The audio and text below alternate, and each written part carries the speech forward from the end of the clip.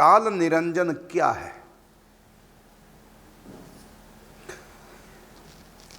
यह है जो माया है ना, त्रिगुणमयी माया, त्रिगुणात्मक माया, इस माया के ऊपर भी शासन करने वाले हैं काल देव। और यदि आपको वैज्ञानिकों की भाषा कहूं और अपने शास्त्रों में जो लिखा है तो वह है टाइम, समय।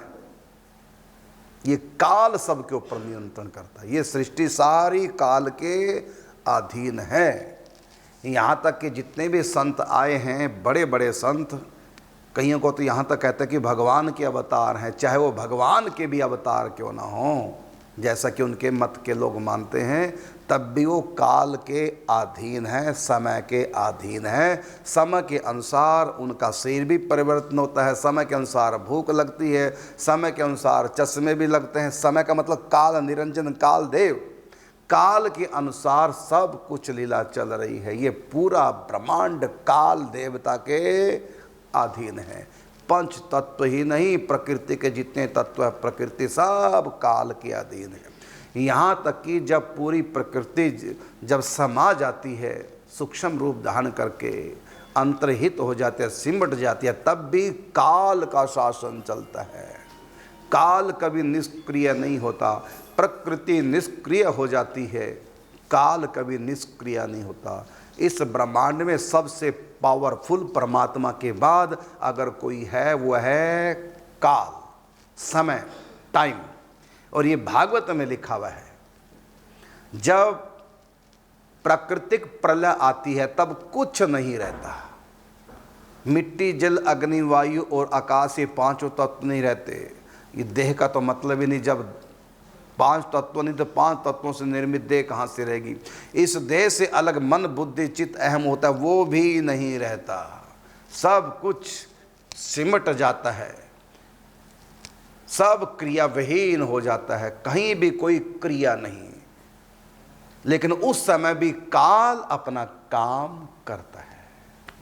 और जब काल बीतता, समय हो जाता है, महाप्रलय का समय, प्राकृतिक प्रलय का समय जब पूर्ण होता है, मतलब काल समय जब पूर्ण होता है, उसके बाद काल के अनुसार फिर दोबारा से काल की प्रेरणा से सृष्टि का सृजन होता है। और यही भगवत इच्छा से यही काल त्रिगुणात्मक माया में इन तीनों गुणों में विक्षोभ करता है, अनबैलेंस कर देता है। तो सबसे पहले महातत्व प्रकट होता है। धीरे धीरे एक एक करके पहले समष्टि महातत्व, बुद्धि, मन आदि इंद्रियां, कर्मेंद्रियां सब एक एक करके, और फिर सर्ग, पहले सर्ग बनते हैं, सर्ग से फिर विसर्ग का निर्माण होता है।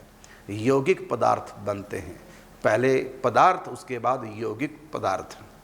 तो ये सब होता है काल की प्रेरणा से। काल सुप्रीम पावर है इस ब्रह्मांड में। परमात्मा के बाद अगर कोई पावरफुल है वो काल। काल अविनाशी है। वैसे तो प्रकृति भी अविनाशी है। आत्मा, प्रकृति, काल और परमात्मा ये सब अविनाशी हैं। गीता में भी कहा, न रूपमस्य तथोपलभ्यते, न अंतो न च आदिर न च संप्रतिष्ठा। न आदि है प्रकृति का, काल का, और न ही अंत है। बस प्रकृति महाप्रलय के समय, प्राकृतिक प्रलय के समय सिमट जाती है, मिटती नहीं, सिमटती है और निष्क्रिय हो जाती है।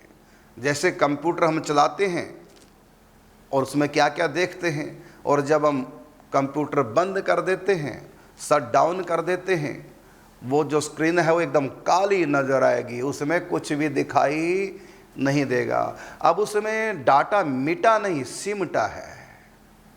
इसी प्रकार प्राकृतिक प्रलय के समय ये माया मिटती नहीं। न रूपमस्य तथोपलभ्यते, न अंतो न च आदिर न अंतो, अर्थात अंत नहीं है इस प्रकृति का, समाप्ति नहीं है, विनाश नहीं है। हाँ, न च संप्रतिष्ठा, अर्थात बदलती रहती है लेकिन नाश नहीं होता।